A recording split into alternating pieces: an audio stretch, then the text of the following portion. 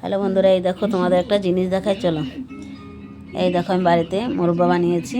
কালকে যেহেতু আমি কুমড়ো কেটেছি, তাই মনে ভাবলাম যে একটু কুমড়ো রেখেই দিই, যাক মোরব্বা বানানো যাবে। তাই আমার একটা মন যখন তখন যেটা মন চায় তখন সেটাই করা শুরু করে দিই। দেখো তো মোরব্বাটা কত সুন্দর হয়েছে।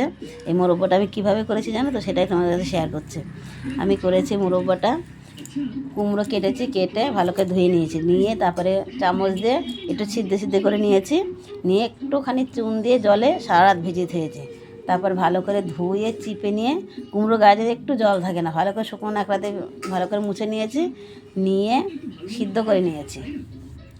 সিদ্ধ করে নিয়ে জলটা ফেলে দিয়ে তারপর হালকা চিনি দিয়ে ওর মধ্যে কুমড়োটা দিয়েছি, তার মধ্যে একটুখানি এলাচ দিয়েছি, দিয়ে থালায় ঢেলে ঢেলে দিয়েছি। সব কিছু বলো তো বন্ধুরা, আমি তোমাদের সামনে প্রথম থেকে আমি শেয়ার করতে হয় না, আমি করে নিয়ে তোমাদের দেখাই, তাহলে তো আমাদের ওরকম হয়ে ওঠে না। তাই দেখো তো বন্ধুরা কেমন হয়েছে, ভালো লাগলে লাইক করবে।